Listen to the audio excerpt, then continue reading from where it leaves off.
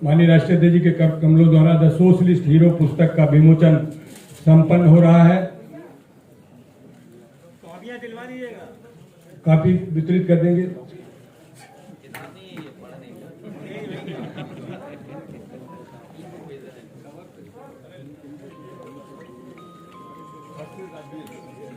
दूसरा कार्यक्रम है गायक है बॉलीवुड के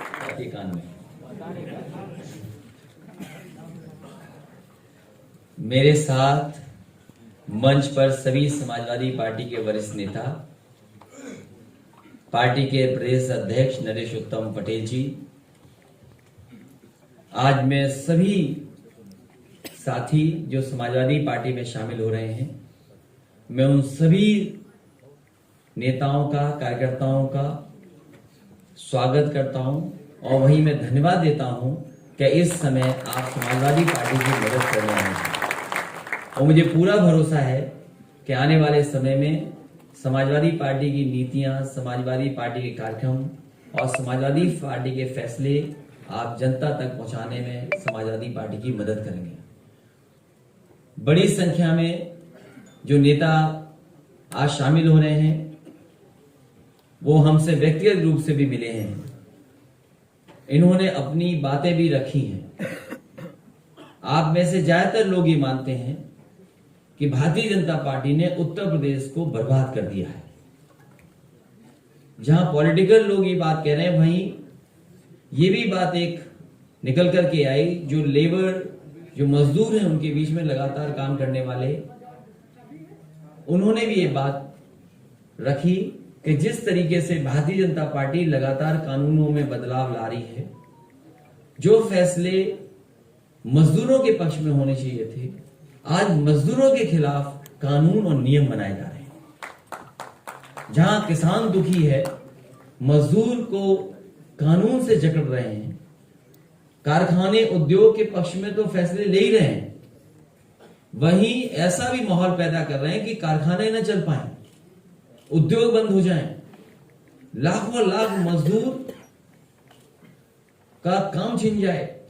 और आपने देखा है उस समय जब लॉकडाउन लगा था, गुजरात से, महाराष्ट्र से, पंजाब से मजदूर पैदल पैदल चल करके घर पहुंचे थे।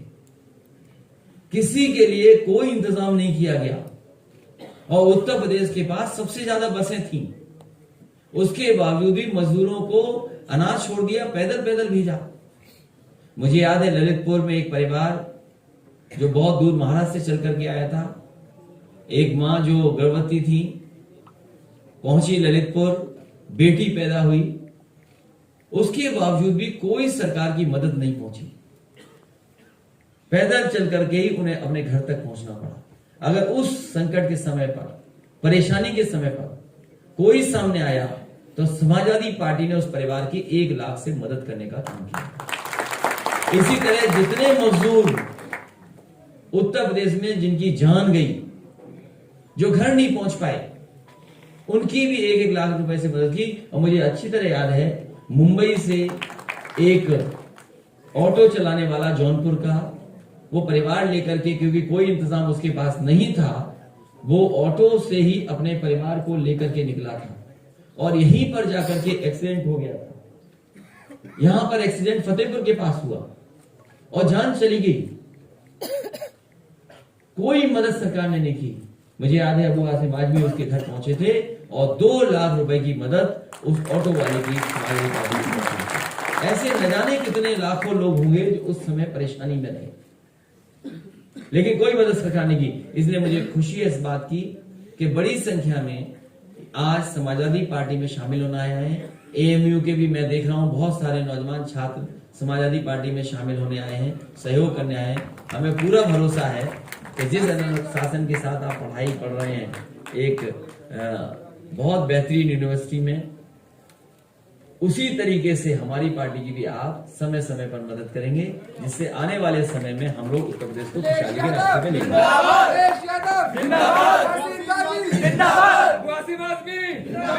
आज के दिन जब हम और आप लोग बैठे हैं, मैं आपसे मिलने थोड़ा समय लग गया।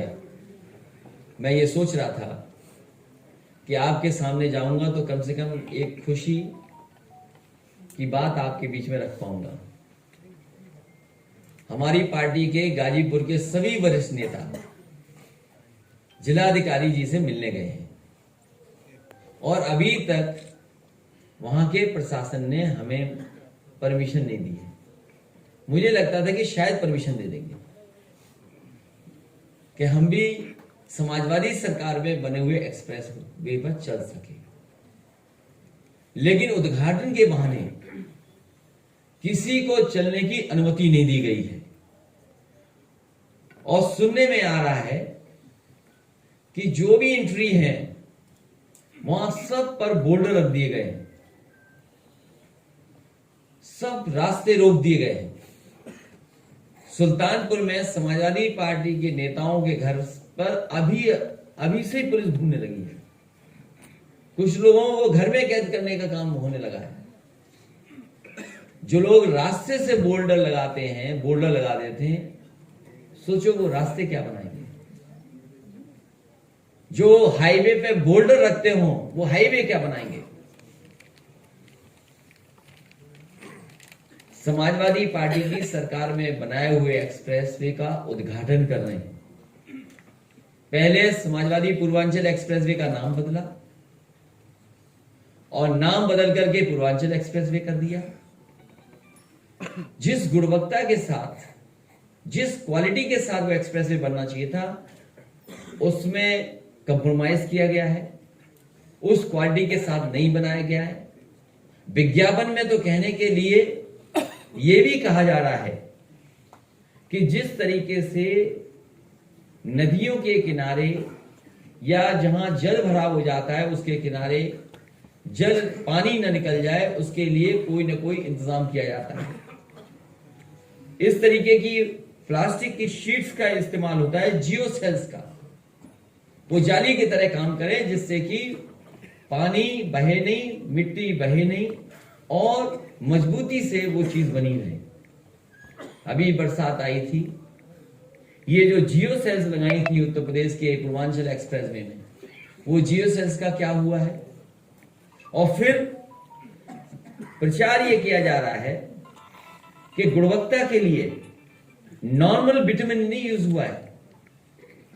जो अमूमन विटामिन यूज होता है वो विटामिन यूज नहीं किया गया है। रबर मिक्स्ड, जो रबर पीसेस हैं उसको मिक्स कर करके विटामिन यूज किया गया है।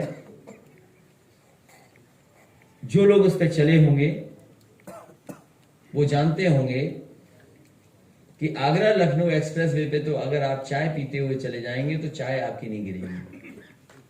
100 की रफ्तार से भी चलेंगे तो चाय नहीं गिरेगी। लेकिन पता नहीं भारतीय जनता पार्टी ने